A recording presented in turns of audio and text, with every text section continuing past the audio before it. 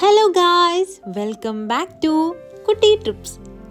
നമ്മളിന്ന് പോകുന്ന സ്ഥലമാണ് തലക്കാട്. തലക്കാട് മൈസൂരിലുള്ള ഒരു സ്ഥലമാണ്. ഭയങ്കര ഫേമസ് ആയിട്ടുള്ളൊരു ഹിസ്റ്റോറിക്കൽ ടൗൺ ആണ് തലക്കാട് എന്ന് പറയുന്നത്. So let's go to Talakad. അപ്പം നമ്മൾ എത്തിയിരിക്കുന്നതാണ് തലക്കാട്.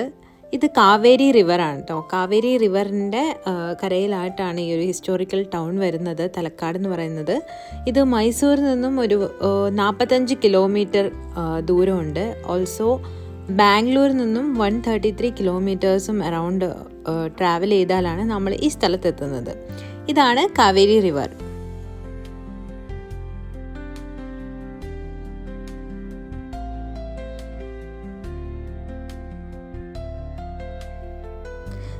അപ്പം നമ്മൾ കാണുന്ന പോലെ ഒരുപാട് ആൾക്കാരെ ഇവിടെ വന്നിട്ട് റിവറിൽ എൻജോയ് ചെയ്യുന്നുണ്ട്. അതുപോലെ തന്നെ അവിടെ കൊട്ട വെള്ളങ്ങളുണ്ട്. ആ വെള്ളത്തിൽ അവർ നമ്മളെ കൊണ്ടുപോകും. കുറച്ച് ഭാഗങ്ങളൊക്കെ റെസ്ട്രിക്റ്റഡ് ആയിട്ട് അവർ ബൗണ്ടറിയൊക്കെ വെച്ചിട്ടുണ്ട്. ഈവൻ പോലീസ് ഓഫീസേഴ്സും ഒക്കെ അവിടെ വാച്ച് ചെയ്യുന്നുണ്ട്. അങ്ങനെ ഒരു നല്ല ഒരു അത്യാവശ്യം റഷുള്ള ഏരിയ ആയിരുന്നു അത്. ഇത് മാത്രമല്ല തലക്കാടിൻ്റെ സ്പെഷ്യൽ. തലക്കാട് എന്ന് പറയുന്നത് ഒരുപാട് അമ്പലങ്ങളുള്ള ഒരു ഹിസ്റ്റോറിക്കൽ ടൗൺ ആണ്. അപ്പം നമ്മൾ ഇപ്പോൾ അമ്പലങ്ങളിലേക്കാണ് പോകുന്നത്. ഇവിടെ 5 ശിവക്ഷേത്രങ്ങളാണുള്ളത്. അപ്പോൾ ഈ ഫുള്ള് മണൽ നിറഞ്ഞ ഈ ഒരു കാട്ടിലൂടെയാണ് നമ്മൾ ഈ ഒരു 5 അമ്പലങ്ങളിലോട്ട് പോകുന്നത്. അപ്പോഴാണ് നമ്മൾ ഈ ഒരാളെ കണ്ടത്. നിങ്ങൾ കണ്ടോയെന്ന് എനിക്കറിയില്ല. അതൊരു കാട്ടുപന്നിയായിരുന്നു. നമ്മളിങ്ങനെ ആ കാട്ടിൽ കൂടെ നടക്കുമ്പോൾ ഇങ്ങനെ ഒരു സൗണ്ട് കേട്ട് നമ്മൾ ശ്രദ്ധിക്കുമ്പോഴാണ് കാട്ടുപന്നീനെ നമ്മൾ കണ്ടത്.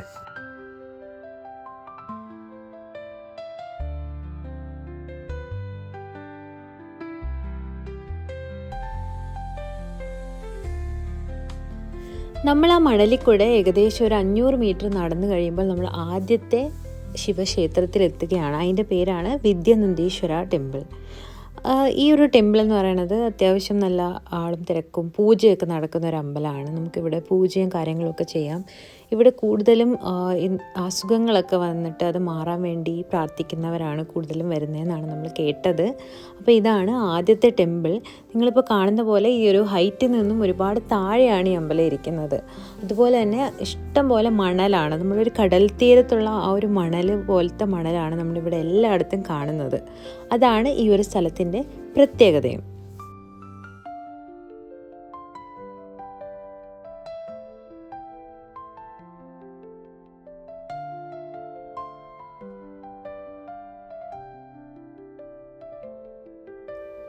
നടക്കാൻ അത്യാവശ്യം നല്ല ക്ഷമയുണ്ടെങ്കിൽ മാത്രമേ നമുക്ക് ഈ ഒരു 5 അമ്പലങ്ങൾ ചുറ്റി കാണാൻ പറ്റുള്ളൂ.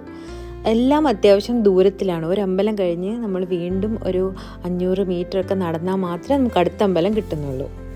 അതുപോലെ തന്നെ ഈ മണലിൽ നടക്കുന്നതും അത്യാവശ്യം നല്ലൊരു ടാസ്ക്കാണ്. നമുക്ക് കാല് നല്ലപോലെ വേദന എടുക്കും. നമുക്ക് കാല് ഇങ്ങനെ എടുത്ത് വെച്ച് നമ്മൾ കാലിങ്ങനെ പൂഴ്ന്നു പോകും. അങ്ങനെ നടക്കാൻ അത്യാവശ്യം നല്ല ബുദ്ധിമുട്ടാണ്.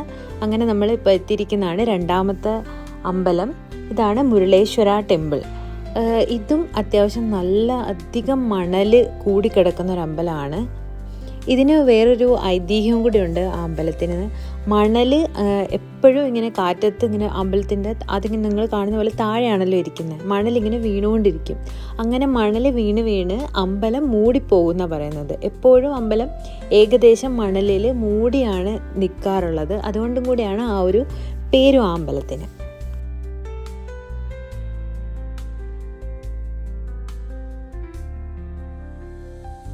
അടുത്ത നമ്മൾ പോകുന്നത് 3ാമത്തെ ശിവക്ഷേത്രമാണ്. അതിൻ്റെ പേരാണ് പാതാളേശ്വര ടെമ്പിൾ. ഇത് ഒരുപാട് താഴ്ന്ന ഒരു പ്രതലത്തിലാണ് ഇരിക്കുന്നതെന്നാണ് പറയുന്നത്, മറ്റുള്ള അമ്പലങ്ങളിലും കമ്പാരിറ്റീവ്ലി. അതുകൊണ്ടാണ് അതിനെ പാതാളം, ആ ഒരു കോൺസെപ്റ്റിലാണ് പാതാളേശ്വര ടെമ്പിൾ. ശിവൻ്റെ ഓരോരോ ഫോംസ് ആണ് നമ്മളിപ്പോൾ കണ്ടുകൊണ്ടിരിക്കുന്നത്. അങ്ങനെ ആ ഒരു അമ്പലം കഴിഞ്ഞ് പിന്നെ നമ്മൾ ആ ഒരു മണൽ അങ്ങനത്തെ ഒരു വഴിയല്ല, പിന്നെ വന്നിട്ടൊരു നോർമൽ റോഡിലോട്ടാണ് വന്ന് കയറുന്നത്. അവിടെ നിന്നാണ് നമ്മൾ 4ാമത്തെ അമ്പലത്തിലെത്തുന്നത്. ഇതാണ് 4ാമത്തെ അമ്പലം. ഇത് അർക്കേശ്വര ടെമ്പിൾ എന്നാണ് പറയുന്നത്. അർക്കേശ്വര എന്ന് പറഞ്ഞാൽ നെയിമിൽ പറയുന്ന പോലെ തന്നെ ഒരു സണ്ണുമായിട്ട് റിലേറ്റ് ചെയ്തിട്ടുള്ളൊരു അമ്പലമാണ്.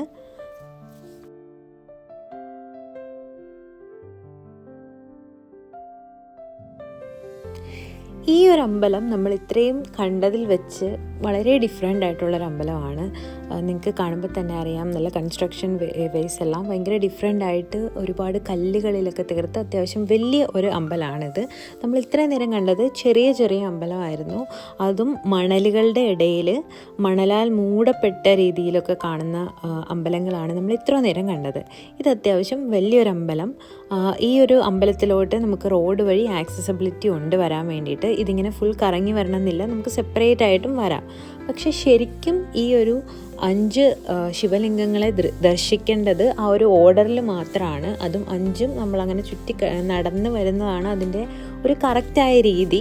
പക്ഷേ അല്ലെങ്കിൽ പോലും നമുക്ക് സെപ്പറേറ്റ് ആയിട്ട് ഇപ്പം അത്രയും നടന്നു വരാനൊക്കെ ഭയങ്കര ബുദ്ധിമുട്ടാണ്. നമ്മളും ഭയങ്കര ടയേർഡായി. ഇത് 4th ടെമ്പിളിൽ വരുമ്പോൾ തന്നെ നമ്മൾ ഏകദേശം ടയേർഡായി. അത്രയധികം നമ്മൾ നടന്നാൽ മാത്രമേ, അതും ആ ഒരു മണലിൽ കൂടെ നടക്കുമ്പോൾ ഒരു ഡിഫിക്കൽട്ടിയാണ് നമുക്ക് വരുമ്പോഴേക്കും.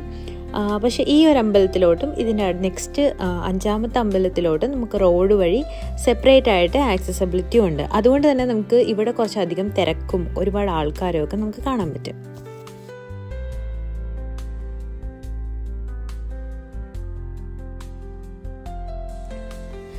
എന്തായാലും ഈ ഒരു അമ്പലങ്ങളിലൊക്കെ വന്നപ്പോഴേക്കും ഭയങ്കര ഒരു ഹിസ്റ്റോറിക്കൽ ഇതിന് കാര്യങ്ങളൊക്കെ ഇങ്ങനെ അറിയുമ്പോഴേക്കും ഒരുപാട് സന്തോഷവും ഒരു സ്പെഷ്യാലിറ്റിയും ഫീൽ ചെയ്തു. അപ്പം ഞാൻ എന്തായാലും 5th ടെമ്പിളിൽ പോയില്ല, ഭയങ്കര ടയേർഡായതുകൊണ്ട് നമ്മൾ അവിടെ നിന്ന് നമ്മുടെ വണ്ടി കിടന്ന സ്ഥലത്തോട്ട് ഓട്ടോ പിടിച്ച് വന്നിട്ട് നമ്മൾ തിരിച്ചു പോരുമായിരുന്നു. ആൻഡ് ഓൾസോ ലേറ്റ് ആയിട്ടുണ്ടായിരുന്നു. അപ്പോൾ അവിടുത്തെ ഒരു കോൺസെപ്റ്റ് ഇതാണ്, ഫുള്ളും മണലാൽ ചുറ്റപ്പെട്ടതാണ്. പണ്ട് അതിനൊരു ഐതിഹ്യവുമുണ്ട്. അപ്പോൾ ഐതിഹ്യത്തെപ്പറ്റി പറയാൻ എനിക്ക് കറക്റ്റായിട്ട് അറിയില്ലെങ്കിലും എനിക്കറിയാവുന്നത് ഇത്രയാണ്. മൈസൂർ രാജവംശത്തിന് ഒരു ശാപമേൽക്കുകയാണ്. ആ ശാപത്തിൻ്റെ കൂടെ ഉള്ളതാണ് ഈ തലക്കാട് എന്ന് പറയുന്ന മൈസൂരിൻ്റെ ഭാഗമായിട്ടുള്ള സ്ഥലം ഫുള്ള് മണലായി, മണൽ പ്രദേശമായി മാറട്ടെ, അങ്ങനെ എന്തോ ആണ് ആ ഒരു ശാപം. അങ്ങനെയാണ് ഈ ഏരിയ ഫുള്ളും മണലാവുന്നത്. അതാണ് നമ്മൾ ഫോറസ്റ്റ് പോലെ കാണുന്ന ഏരിയയിൽ ഫുള്ളും ആ മണൽ വരുന്നതിൻ്റെ കാര്യം അതാണ്. ഇത് 12 വർഷത്തിൽ ഒരിക്കൽ അവരത് അമ്പലത്തിൽ നിന്ന്, അമ്പലം ഇങ്ങനെ മൂടിപ്പോകുന്നതാണ് പറയുന്നത്, അതൊക്കെ ഇങ്ങനെ റിമൂവ് ചെയ്ത് അതൊരു 12 വർഷത്തിൽ ഒരിക്കൽ മാത്രം ചെയ്യുന്നൊരു കാര്യമാണ്. അതുപോലെ തന്നെ പണ്ട് ഈ ഒരു ഹിസ്റ്റോറിക്കൽ ടൗണിൽ ഏകദേശം 30 അമ്പലങ്ങൾ ഉണ്ടായിരുന്നു. അതിലിപ്പം വെറും 5-6 ടെമ്പിളുകൾ മാത്രമാണ് നമുക്ക് കാണാൻ പറ്റുന്നത്. ബാക്കിയൊക്കെ മണലിൽ താന്നു പോയി എന്നാണ് പറയുന്നത്. അത്യാവശ്യം നല്ല കാറ്റുള്ള സ്ഥലമാണ്. അപ്പം മണലിങ്ങനെ കംപ്ലീറ്റ് ആയിട്ട് ഇങ്ങനെ വീണുകൊണ്ടിരിക്കും കുഴിഞ്ഞ ഭാഗത്തോട്ട്. അപ്പം അതാണ് ആ ഒരു അബൌട്ട് തലക്കാട് ടെമ്പിൾ. അപ്പം നമ്മൾ തിരിച്ചു പോരുന്ന വഴിക്ക് ഈ ഒരു ഷോപ്പിൽ കയറി. ഇത് ചന്ദപട്ടണമാണ്. ചന്ദപട്ടണം എന്ന് പറഞ്ഞാൽ special about handmade toys. അവർ വുഡിൽ ഹാൻഡ് മെയ്ഡ് ടോയ്സ് ഉണ്ടാക്കുന്ന ഒരു സ്ഥലമാണ് ചന്ദപട്ടണ. അപ്പോൾ അവിടെ ഒരുപാട് ഇതുപോലത്തെ സ്റ്റോൾസ് ഒക്കെ ഉണ്ട്. സോ ഞാൻ അവിടെ വിസിറ്റ് ചെയ്തു.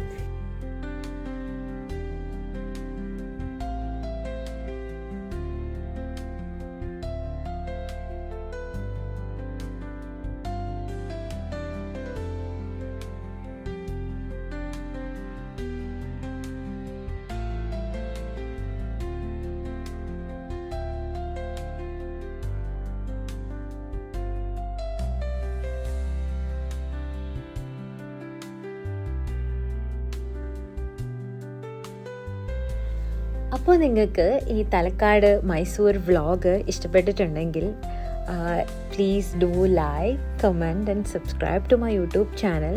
അപ്പം ഇങ്ങനെയുള്ള മോർ കണ്ടൻസ് ആയിട്ട് നമുക്ക് വീണ്ടും കാണാം. So thank you for watching. Bye by.